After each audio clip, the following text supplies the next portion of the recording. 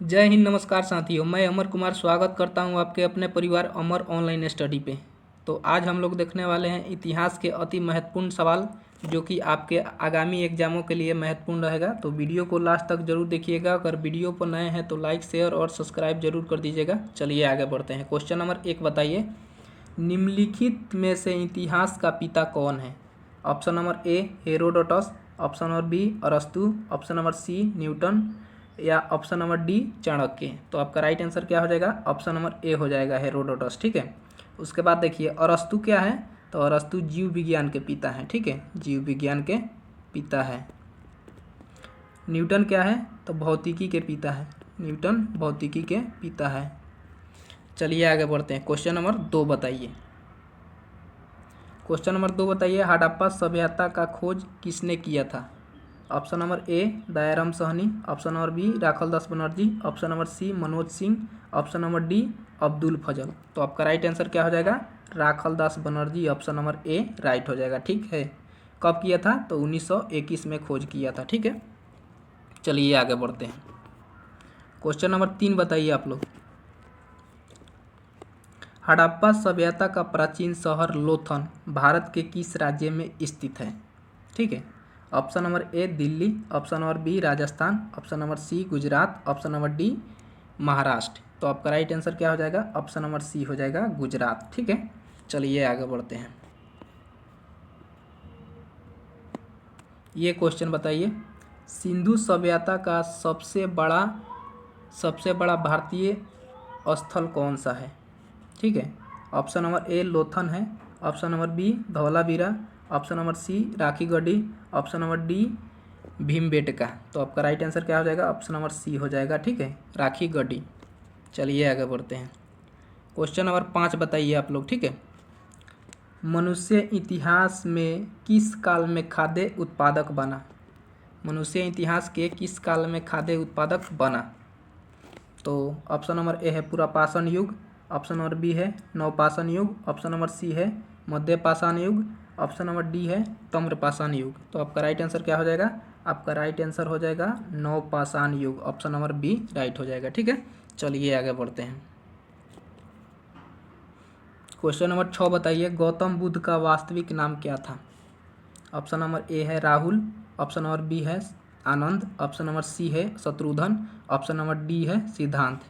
तो आपका right answer क्या हो जाएगा? ऑप्शन नंबर डी हो जाएगा, सिद्धांत। ठीक है। चलिए आगे बढ़ते हैं। क्वेश्चन नंबर 7 कीजिए, मौर्य वंश साम्राज्य का अंतिम शासक कौन था? मौर्य वंश साम्राज्य का अंतिम शासक कौन था? Option number A Chandragupta Maurya, option number B Ashoka, option number C Pushyamitra Shunga, option number D Brihadratha. तो आपका राइट आंसर क्या हो जाएगा? ऑप्शन नंबर डी राइट हो जाएगा। ठीक है, बृहदत्त। ठीक है। चंद्रगुप्त मौर्य क्या है? तो संस्थापक है। मौर्य वंश के क्या है? संस्थापक। मौर्य वंश के संस्थापक है। अशोक क्या है? अशोक एक महान शासक है। ठीक है, मौर्य वंश के एक महान शासक या शक्तिशाली शासक कह लीजिए। ठीक है। पुष्यमित्र शुंग क्या है? इसने बृहदत्त की हत्या की। पुष्यमित्र शुंग बृहदत्त की हत्या करके क्या किया? शुंग वंश की स्थापना किया। शुंग वंश की स्थापना किया किसने? पुष्यमित्र शुंग ने। ठीक है। तो आपका राइट आंसर होगा ऑप्शन नंबर डी होगा। ठीक है। पूछा क्या है? मौर्य वंश साम्राज्य का अंतिम शासक बृहदत्त था। ठीक है। चलिए आगे बढ़ते हैं। क्वेश्चन नंबर 8 कीजिए, नालंदा विश्वविद्यालय की स्थापना किसने की थी? तो किसने किया था? कुमारगुप्त ने किया था क्या, या देवगुप्त ने, या वेदगुप्त ने, या स्कंदगुप्त ने? तो आपका राइट आंसर क्या हो जाएगा? कुमारगुप्त ने किया था। ठीक है, कुमारगुप्त ने किया था। ऑप्शन नंबर ए राइट हो जाएगा। ठीक है, उम्मीद करता हूँ समझ गए होंगे। ऑप्शन नंबर ए राइट हो जाएगा। चलिए आगे बढ़ते हैं।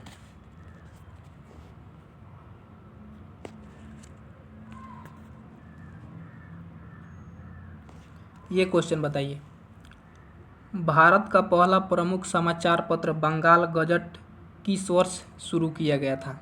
Option number A 1780, option number B 1870, option number C 1658, option number D 1890। तो आपका राइट आंसर क्या हो जाएगा? 1780 हो जाएगा। ठीक है, उम्मीद करता हूँ समझ गए होंगे। चलिए आगे बढ़ते हैं। क्वेश्चन नंबर 10 कीजिए, महात्मा गांधी का पहला सत्याग्रह भारत में कब हुआ? महात्मा गांधी के पहला सत्याग्रह भारत में कब हुआ? Option number A 1917, option number B 1920, option number C 1921, option number D 1918। तो आपका राइट आंसर क्या हो जाएगा? ऑप्शन नंबर ए हो जाएगा। ठीक है, 1917। बी कहाँ पे हुआ था? तो बिहार में हुआ था। बिहार के किस जिले में हुआ था? पूर्वी चंपारण में हुआ था। ठीक है, चंपारण में हुआ था, चंपारण में हुआ था। ठीक है, चलिए आगे बढ़ते हैं। ये क्वेश्चन बताइए, द्वितीय विश्व युद्ध के दौरान भारत छोड़ो आंदोलन की शुरुआत कब हुई थी? तो कब हुआ था? Option number A 1942, option number B 1938, option number C 1935, option number D 1945।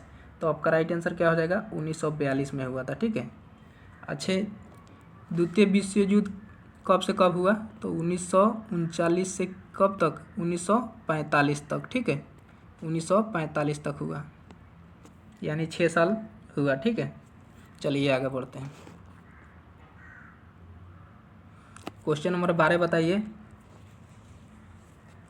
भारतीय संविधान के प्रारूप करने वाले समिति अध्यक्ष कौन है? तो आपका राइट आंसर क्या होगा? डॉक्टर राजेंद्र प्रसाद होगा क्या, BN राव होगा क्या, या भीमराव अंबेडकर होगा क्या, या हरेंद्र कुमार मुखर्जी होगा क्या? तो आपका राइट आंसर हो जाएगा option number C, Bhimrao Ambedkar. ठीक है, यह समिति के प्रारूपी अध्यक्ष हैं। ठीक है, उसके बाद भारतीय संविधान के अध्यक्ष पूछा जाए तो राजेंद्र प्रसाद हो जाएगा। ठीक है, अध्यक्ष पूछा जाए तो डॉक्टर राजेंद्र प्रसाद हो जाएगा।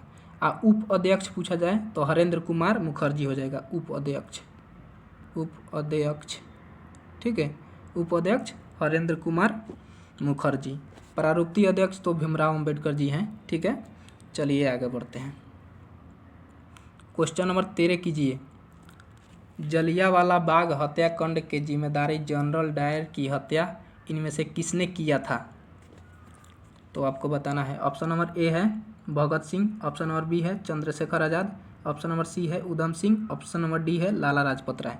तो आपका राइट आंसर क्या हो जाएगा? ऑप्शन नंबर सी हो जाएगा, उधम सिंह ने जनरल डायर की हत्या किए थे। ठीक है, चलिए आगे बढ़ते हैं। क्वेश्चन नंबर 14 बताइए, भारत में साइमन कमीशन निम्नलिखित में से किस वर्ष आया? भारत में साइमन कमीशन निम्नलिखित में किस वर्ष आया? Option number A 1928, option number B 1926, option number C 1923, option number D 1920। तो आपका राइट आंसर क्या हो जाएगा? 1928 हो जाएगा। ऑप्शन नंबर ए राइट हो जाएगा। ठीक है, चलिए आगे बढ़ते हैं। क्वेश्चन नंबर 15 कीजिए, निम्नलिखित में से किसने स्वराज पार्टी का गठन किया था? निम्नलिखित में से किसने स्वराज पार्टी का गठन किया था? ऑप्शन नंबर ए है मोतीलाल नेहरू, बी है जवाहरलाल नेहरू, सी है डॉक्टर राजेंद्र प्रसाद, डी है सुभाष चंद्र बोस। तो आपका राइट आंसर क्या हो जाएगा? मोतीलाल नेहरू हो जाएगा। ठीक है, स्वराज पार्टी का स्थापना मोतीलाल नेहरू ने किया था। क्वेश्चन नंबर 16 बताइए आप लोग, निम्नलिखित में से किसने गदर पार्टी की स्थापना की थी? निम्नलिखित में से किसने गदर पार्टी की स्थापना की? तो option number A Lala Hardayal, option number B Chandrashekhar Azad, option number C VD Savarkar, option number D Bhagat Singh. तो आपका राइट आंसर क्या हो जाएगा? लाला हरदयाल ने गदर पार्टी की स्थापना की था। चलिए आगे बढ़ते हैं। क्वेश्चन नंबर 17 कीजिए, भारतीय राष्ट्रीय कांग्रेस की पहली महिला अध्यक्ष कौन थी? भारतीय राष्ट्रीय कांग्रेस की पहली महिला अध्यक्ष कौन थी? ऑप्शन नंबर है Sarojini Naidu, option number B Indira Gandhi, C Annie Besant, D Sonia Gandhi. तो आपका राइट आंसर क्या हो जाएगा? सी हो जाएगा, एनी बेसेंट। ठीक है, उम्मीद करता हूँ समझ गए होंगे। चलिए आगे बढ़ते हैं। ये क्वेश्चन बताइए, बिस्मार्क ऑफ इंडिया किन्हें कहा जाता है? डॉक्टर राजेंद्र प्रसाद को कहा जाता है क्या, या पंडित जवाहरलाल नेहरू को कहा जाता है क्या, या सरदार पटेल को कहा जाता है क्या, सरदार वल्लभ भाई पटेल को कहा जाता है क्या, या भीमराव अंबेडकर को कहा जाता है क्या? तो आपका राइट आंसर क्या हो जाएगा? सी हो जाएगा। ठीक है, सरदार वल्लभ भाई पटेल राइट हो जाएगा। ठीक है, चलिए ये क्वेश्चन बताइए। क्वेश्चन नंबर 19 बताइए, स्वराज मेरा जन्म सिद्ध अधिकार है, मैं इसे लेकर रहूँगा, यह कथन किसका है? ऑप्शन नंबर ए बाल गंगाधर तिलक, बी राजेंद्र प्रसाद, सी डॉक्टर भीमराव अंबेडकर, डी पंडित जवाहरलाल नेहरू। तो आपका राइट आंसर क्या हो जाएगा? ऑप्शन नंबर ए हो जाएगा, बाल गंगाधर तिलक। ठीक है, क्वेश्चन नंबर 20 बताइए, आज का लास्ट क्वेश्चन। महात्मा गांधी के राजनीतिक गुरु कौन है? महात्मा गांधी के राजनीतिक गुरु कौन है? ऑप्शन नंबर ए बाल गंगाधर तिलक है क्या? बी दादा भाई नौरोजी है क्या? सी गोपाल कृष्ण गोखले है क्या? डी महादेव गोविंद रनाडे है क्या? तो आपका राइट आंसर क्या हो जाएगा? गोपाल कृष्ण गोखले हो जाएगा। ठीक है, ऑप्शन नंबर सी राइट हो जाएगा। ठीक है, अगर वीडियो अच्छा लगा हो तो लाइक शेयर और सब्सक्राइब जरूर कर दीजिएगा। धन्यवाद।